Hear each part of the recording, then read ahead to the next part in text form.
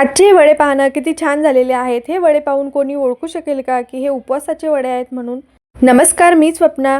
माझ्या यूट्यूब चॅनलमध्ये तुम्हा सर्वांचे पुन्हा एकदा खूप खूप मनापासून स्वागत। तर आज आषाढी एकादशी आहे।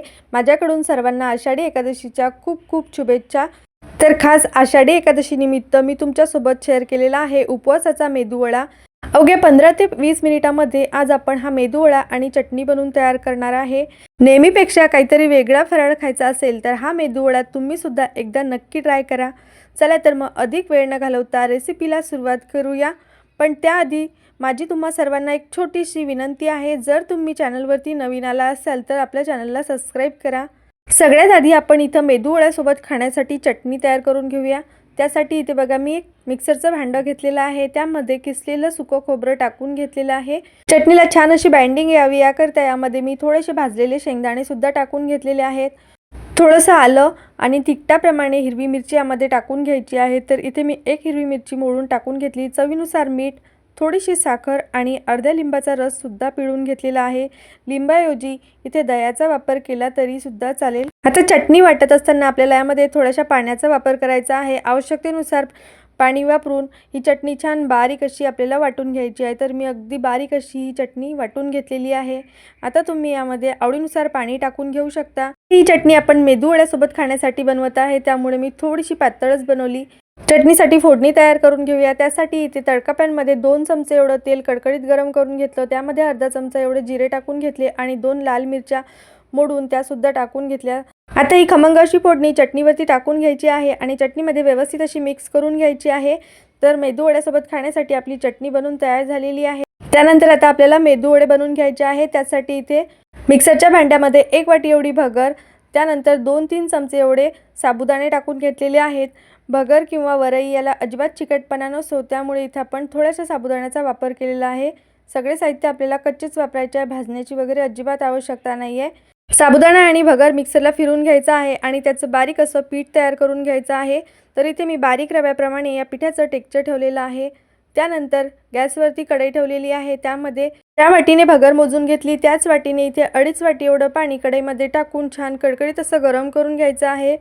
पाण्यामध्ये चवीनुसार मीठ टाकून घेतलेलं आहे। पाणी छान कडकडीत गरम झालं की गॅसची फ्लेम मंद करायची आहे आणि तयार करून घेतलेलं हे भगर आणि साबुदाण्याचं पीठ यामध्ये टाकून व्यवस्थित असं पाण्यामध्ये मिक्स करून घ्यायचं आहे। हे पीठ पाण्यामध्ये मिक्स करत असतानाची ही प्रोसेस आपल्याला अगदी पटापट करायची आहे, नाहीतर या पिठामध्ये गोळे किंवा गुठळ्या होऊ शकतात। पण इथं तुम्ही बघू शकता एकही गोठडी झालेली नाही आहे, अगदी परफेक्ट स्मूथ असं पीठ बनवून तयार झालेलं आहे। आता हे पीठ मिक्स झाल्यानंतर कढईवरती झाकण ठेवायचं आहे आणि 2-3 मिनिटे मध्यम आचेवरती याची वाफ काढून घ्यायची आहे। त्यानंतर मी गॅसची फ्लेम बंद करून घेतलेली आहे आणि आता हे पीठ आपल्याला एखाद्या मोठ्या ताटामध्ये काढून घ्यायचं आहे। त्यानंतर इथे मी 2 उकडलेले बटाटे घेतलेले आहेत। आता हे बटाटे आपल्याला किसणीने किसून घ्यायचे आहेत किंवा तुम्ही स्मॅश सुद्धा करून घेऊ शकता। बटाटा किसत असताना किंवा बटाटा स्मॅश करत असताना आपल्याला एक गोष्ट लक्षात ठेवायची आहे की यामध्ये अजिबात आपल्याला मोठे मोठे तुकडे ठेवायचे नाही आहे। इथे बटाटा छान असा किसून घेतलेला आहे। त्यानंतर 4-5 हिरव्या मिरच्या मिक्सरला फिरवून घेतल्या, त्याची पेस्ट सुद्धा यामध्ये टाकून घेतली। चवीनुसार मीठ, थोडेसे जिरे आणि अगदी थोडंसं लाल तिखट टाकून घेतलेलं आहे। लाल तिखट टाकल्यामुळे वड्यांना रंग खूप छान येतो। सोबतच 2-3 चमचे एवढा भाजलेल्या शेंगदाण्याचा कूट सुद्धा यामध्ये टाकून घेतलेला आहे। सगळे साहित्य यामध्ये व्यवस्थित असे मिक्स करून याचा आपल्याला गोळा मळून घ्यायचा आहे। इथे मी वाटीमध्ये थोडंसं पाणी घेतलेलं आहे, थोडासा पाण्याचा हात घेऊन हा गोळा तुम्ही मळून घेऊ शकता। तर इथे तुम्ही बघू शकता अतिशय सॉफ्ट असा हा गोळा मी मळून तयार करून घेतलेला आहे। जास्त पाण्याचा वापर करायचा नाही आहे, फक्त हात ओला केलेला आहे मी। आता गोळा आपल्याला मुरत वगैरे ठेवण्याची अजिबात आवश्यकता नाही आहे, लगेचच याचे वडे तयार करून घ्यायचे आहेत। मळून घेतलेल्या गोळ्यापैकी मी छोटासा गोळा काढून घेतलेला आहे आणि हातावरती त्याला छान असा गोलाकार तयार करून घ्यायचा आहे। त्यानंतर मध्येच याला थोडासा दाब देऊन घ्यायचा आहे आणि मेदूवड्याप्रमाणे याला मधोमध एक होल तयार करून घ्यायचा आहे। तर तुम्ही बघू शकता अगदी मेदूवड्याचा असा शेप मी याला दिलेला आहे। छान असा हा आपला वडा बनवून तयार झालेला आहे। आता राहिलेले सगळे वडे सुद्धा मी सारख्याच पद्धतीने तयार करून घेणार आहे। इथे मी मध्यम आकाराचे वडे तयार करून घेतलेले आहेत। तुम्ही तुमच्या आवडीनुसार वडे छोटे मोठे तयार करून घेऊ शकता। तर हे वडे जे आहेत ते तळल्यानंतर फुगतात आणि याचा आकार छान असा मोठा होतो, त्यामुळे मी इथे छोटे छोटे किंवा मध्यम आकाराचेच वडे तयार करून घेत आहे। तर इथे बघा सगळे वडे जे आहेत मी अगदी सारख्याच पद्धतीने तयार करून घेतलेले आहेत। चला तर आता लगेचच आपल्याला हे वडे तळायला घ्यायचे आहेत। वडे तळण्यासाठी मी इथे गॅसवरती कढईमध्ये तेलसुद्धा गरम करून घेतलेलं आहे। वडे तळण्यासाठी आपल्याला तेल चांगलं गरम करून घ्यायचं आहे आणि ज्या पद्धतीने साबुदाणा वडे किंवा मेदू वडे तळतो त्याच पद्धतीने आपल्याला हे वडे सुद्धा तळून घ्यायचे आहेत। तर हे वडे तळत असताना गॅसची फ्लेम हाय ठेवूनच हे वडे तळायचे आहेत। एका वेळी तेलामध्ये जेवढे बसतील तेवढेच वडे आपल्याला तेलामध्ये सोडून घ्यायचे आहेत। तर इथे बघा मी एका वेळी 4 वडे तेलामध्ये सोडून घेतलेले आहेत। तर हाय फ्लेमवरती एका बाजूने 1-1.5 मिनिटे आणि दुसऱ्या बाजूने सुद्धा 1-1.5 मिनिटे किंवा हे वडे सोनेरी होईपर्यंत आपल्याला छान असे तळून घ्यायचे आहेत। तर तुम्ही बघू शकता वडे तेलामध्ये व्यवस्थित असे सेट झाल्यानंतर मी दुसऱ्या बाजूने पलटी करून घेतले आणि दोन्ही बाजूने छान मस्त कुरकुरीत आणि खरपूस असे हे वडे आपल्याला तळून घ्यायचे आहेत। तर इथे तुम्ही बघू शकता छान सोनेरी रंग येईपर्यंत हे वडे मी तळून घेतलेले आहेत। वडे तळून झालेले आहेत। आता हे वडे आपल्याला तेलामधून बाहेर काढून घ्यायचे आहेत आणि दुसरी बॅचसुद्धा तळायला टाकायची आहे। तर या वड्यांमधून पूर्णपणे तेल निथळून घ्यायचं आहे। तर इथे तुम्ही बघू शकता वड्यांमधून पूर्णपणे तेल निथळल्यानंतरच मी एका प्लेटमध्ये काढून घेतलेले आहेत।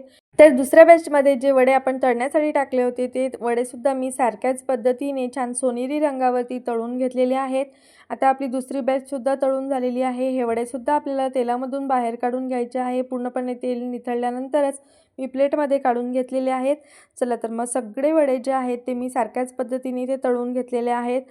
तर इथे मी वड्यांसोबत तोंडी लावण्यासाठी हिरव्या मिरच्यासुद्धा तळून घेतलेल्या आहे। मिरचीवरती आपल्याला थोडंसं मीठ टाकून घ्यायचं आहे। तर इथे उपवासाचे मेदू वडे बनवून तयार झालेले आहेत। सोबतच आपण खोबऱ्याची चटणीसुद्धा बनवून तयार केलेली आहे। हे मेदू वडे जर तुम्ही घरातल्यांना खायला दिले तर ते अजिबात ओळखू शकणार नाही की हे उपवासासाठी बनवलेले मेदू वडे आहेत। अगदी उडदाच्या डाळीचे जे मेदू वडे आपण बनवतो त्याच पद्धतीचे असे हे मेदू वडे छान पोकळ असे बनवून तयार होतात। इथे मी एक वडा तुम्हाला तोडून सुद्धा दाखवलेला आहे। किती छान मस्त अगदी पोकळ आणि खुसखुशीत हे वडे बनवून तयार झालेले आहे। हे वडे जे आहे वरच्या साईडने छान मस्त कुरकुरीत असे बनवून तयार होतात आणि आतून छान मस्त खुसखुशीत आणि पोकळ बनतात। चला तर मग तुम्हाला आजची ही उपवासाच्या मेदू वड्याची रेसिपी कशी वाटली हे मला कमेंट्स करून नक्की सांगा। आजची ही आषाढी एकादशी स्पेशल रेसिपी जर तुम्हाला आवडली असेल तर व्हिडिओला लाईक करा, शेअर करा आणि अशा छान छान रेसिपीज पाहण्यासाठी आपल्या यूट्यूब चॅनलला नक्की सबस्क्राईब करा। रामकृष्ण हरी।